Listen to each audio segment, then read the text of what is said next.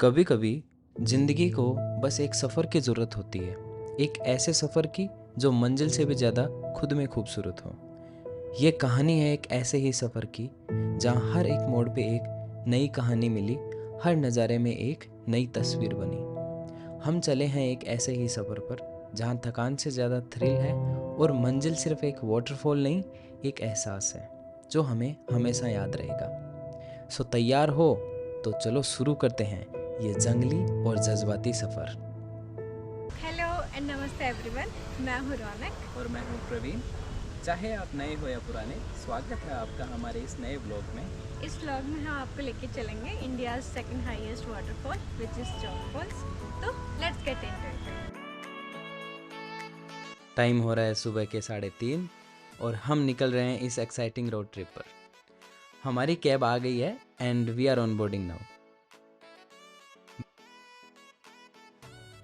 बेंगलोर से जोग फॉल्स तक का डिस्टेंस अप्रॉक्स 420 किलोमीटर्स है और ये जर्नी रहने वाली है लगभग 7 से 8 घंटे की, including those much needed T, coffee और ब्रेकफास्ट ब्रेक्स। जॉग फॉल्स तक पहुंचने के दो रास्ते हैं। शिवमोगा डिस्ट्रिक्ट में आता है वो, तो यहाँ से शिवमोगा जाने के बेसिकली दो रास्ते हैं।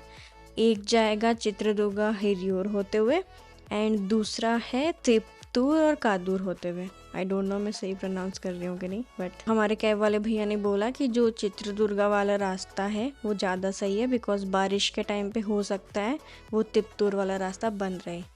तो हम चित्रदुर्गा वाले रास्ते से जा रहे हैं। रास्ते में हमने कुछ छोटे छोटे ब्रेक्स भी ले लिए। एक बार हमने एक चाय ब्रेक लिया और जाते हुए ट्रेन को निहारा। फिर थोड़ा आगे जाके हमने एक ब्रेकफास्ट ब्रेक ले लिया जो जस्ट शिवमोगा से पहले ही था।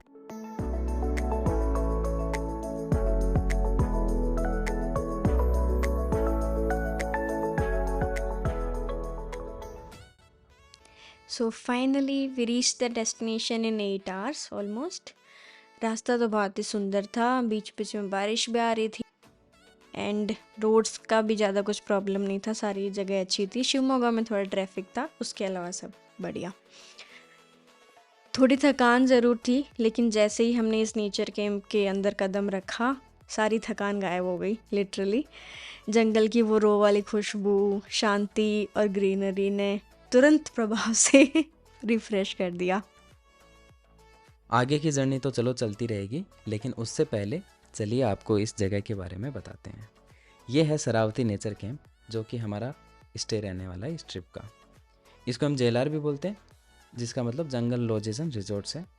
ये कर्नाटका गवर्नमेंट का बेसिकली प्रॉपर्टीज़ रहता है और कर्नाटका में बहुत सारी जगह पे ऐसे नेचर कैंप्स बने हुए हैं।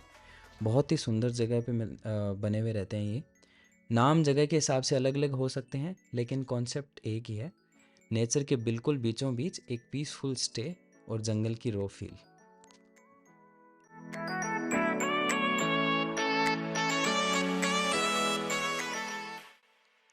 ये था हमारा रूम, बहुत ही स्पेशियस एंड बहुत ही अच्छा।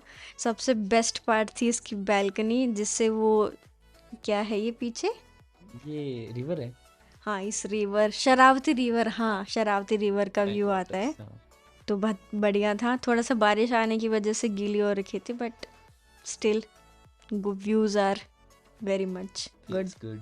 यस, हम इससे पहले JLR के एक और स्टे में रुके हुए हैं जो कुद्रेमुख ट्रैक के पास था। तो वहाँ उस जगह पे रुकने के बाद हमें JLR बहुत ही पसंद आया, स्पेशली उनका खाना। और इनका भी खाना अच्छा था, आपको दिखाएंगे बीच बीच में कैसे दिखते हैं इनके रेस्टोरेंट्स एंड ऑल। ओवरऑल इनकी जो प्रॉपर्टीज़ हैं सारी बहुत अच्छी लगी हमें। ये है इनका रेस्टोरेंट, बिल्कुल अच्छा था। यहाँ से भी सेम शरावती रिवर का व्यू था।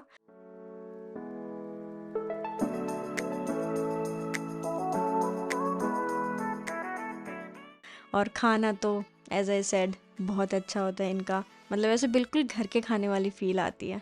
जैसे ही हमने लंच फिनिश किया, थोड़ी सी बारिश शुरू हो गई थी। थोड़ी सी नहीं, बहुत ही बहुत ही धीरे धीरे तेज। बढ़ रही थी वो। तो हम तो एक बार ऐसा सोच रहे थे, क्योंकि इनकी एक्टिविटीज़ में इंक्लूडेड हैं बहुत सारी चीज़ें जो हम आपको दिखाएंगे, तो हम ऐसा सोच रहे थे कि वो हम कर पाएंगे कि नहीं। बट हाँ, थोड़ी देर में बारिश रुक गई थी, तो वी वर हैप्पी। रोज अगर आप नेचर और साइलेंस के फ़ैन हो हमारी तरह, तो JLR की स्टेज आपको पसंद आएंगे, मतलब बहुत। मैं इस चीज़ के लिए 100% श्योर हूँ, 200% श्योर।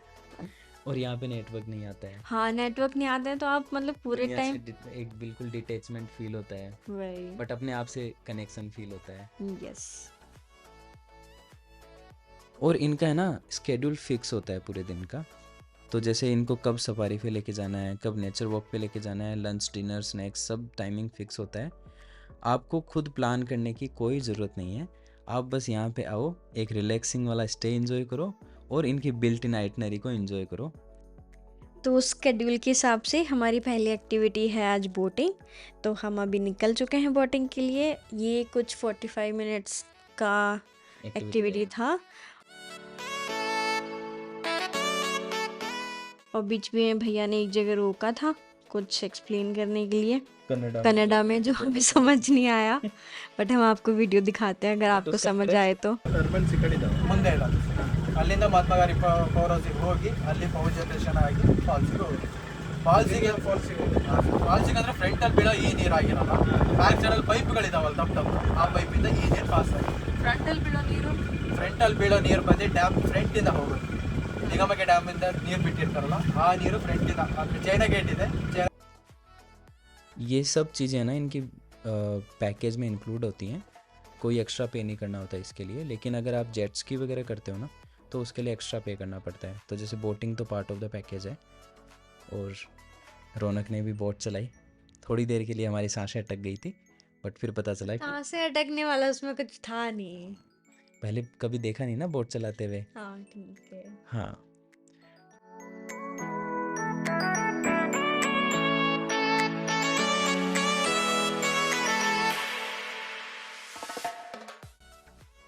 दूसरी एक्टिविटी थी हमारी कायाकिंग। तो इसमें कोई टाइम लिमिट नहीं था, बस हमें कायाक दे दिया था और फिर तुम्हारी मर्जी है कब तक भी कहाँ तक जाना चाहिए। कहाँ तक जाना चाहते हो।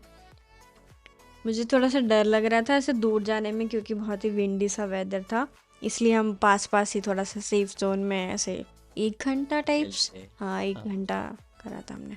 बट काफ़ी मज़ा आया उसमें भी। यस।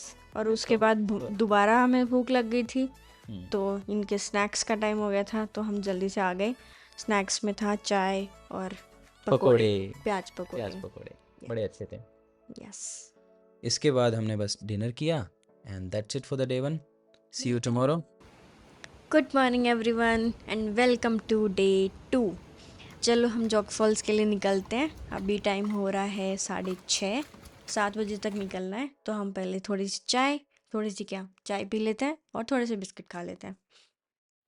हम इस बस से जा रहे हैं जॉग फॉल्स। यार बस मुझे बहुत अच्छी लगी, इसमें चारों साइड से ये बस ओपन है, कर्टेन्स लगे हुए हैं, बस बारिश आ जाए इन केस तो। बस आज का प्लान कुछ ऐसा होगा।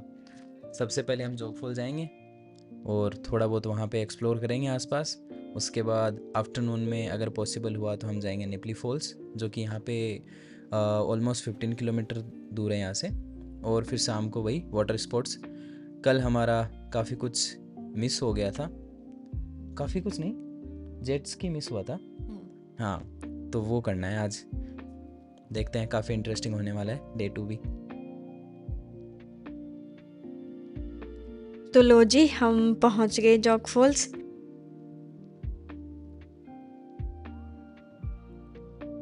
भाई ये क्या ही जगह है, मतलब काफ़ी पीसफुल और मुझे तो बहुत ही अच्छी लगी। हल्की सी बारिश हो रही है बट हाँ, मौसम काफ़ी अच्छा ओवरऑल एंड फॉल्स अपने फुल पावर में है। आप भी इंजॉय करो इन व्यूज़ को।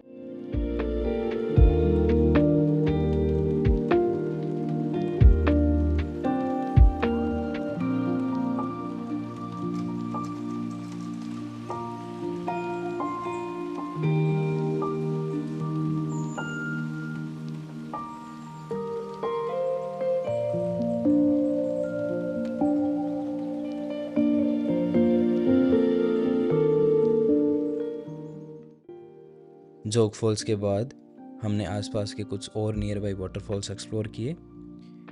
वो भैया बता रहे थे कि ये एरिया इलेक्ट्रिसिटी जनरेशन के लिए काफ़ी इम्पोर्टेंट है। बहुत बड़े पावर प्लांट्स यहाँ के वाटरफॉल से ऑपरेट होते हैं सो नेचर का फुल यूज़ हो रहा है। साइट सीइंग के बाद हम वापस जेला रिटर्न हुए और फाइनली किया इस दिन का पहला मील। ब्रेकफास्ट तो एकदम फाड़ू था, इतने सारे ऑप्शंस और सब कुछ ही टेस्टी।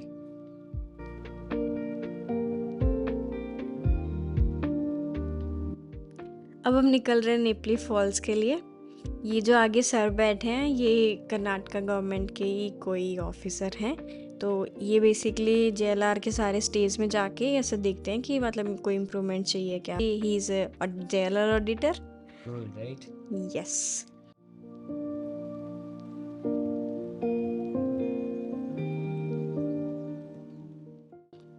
सुंदर सुंदर नज़ारों से होते हुए हम एक वाटर बॉडी तक पहुँचे जहाँ एक ब्रिज दिखा और ब्रिज देखते ही हम पिघल गए। भैया ने बोला जाओ एंजॉय करो।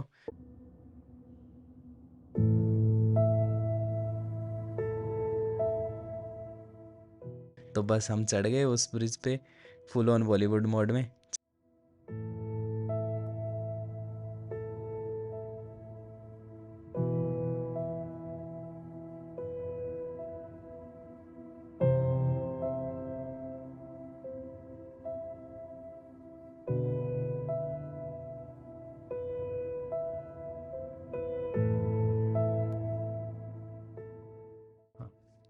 यहाँ पे हम थोड़ी सी देर रुक के बस थोड़े फ़ोटोज़ लिए एंड थोड़ा एंजॉय किया।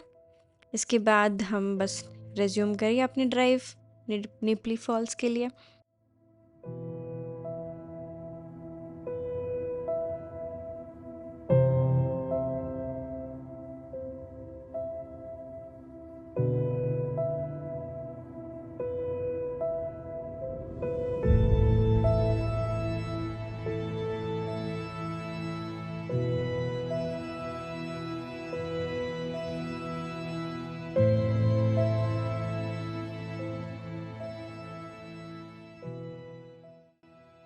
निपली फॉल्स एक बहुत ही ऑफ बीट प्लेस है जो सिर्फ यहाँ के लोकल लोगों को पता होता है। जेएलआर वालों को पता था।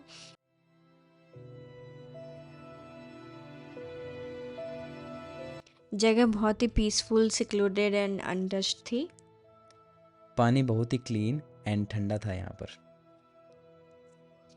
तो हमने यहाँ पे काफ़ी फ़न किया। एक मछली पानी में गई, छपक करके थोड़ा खेला और थोड़ा एक्सरसाइज किया। बट यहाँ का पानी सच में बहुत ठंडा था, तो ज़्यादा देर अंदर रुकना भी सही नहीं था। तो फिर ये मछलियाँ पानी से बाहर आ गई सारी। हम वापस निकल गए जेएलआर के लिए एंड इस बार एक अलग रूट लिया हमने क्योंकि वो ऑडिटर सर ने बताया कि वो ज़्यादा सीनिक है। सीनिक तो बहुत था वो, बट थोड़ा स्कैरी भी था क्योंकि एकदम ऑफ रोड जंगल के बिल्कुल अंदर से था। अंधेरा भी था। एंड हम पहुंच गए। ठंड बहुत लग रही है बिकॉज गीले हो रखे हैं, तो जल्दी से जाके चेंज करते हैं एंड खाना खाते हैं। हर टाइम खाना खाना।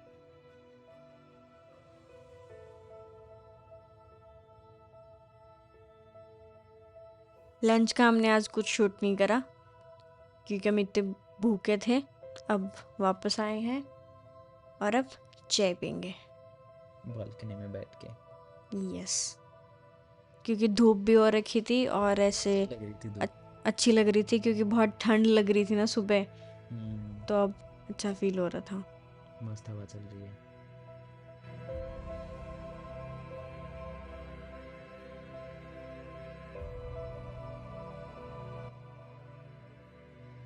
इवनिंग में तो बस यहाँ पे वाटर स्पोर्ट्स का टाइम हो जाता है। तो आज का गोल है जेट स्की करना और फाइनली ट्राई किया। क्या एड्रेनलिन रश था।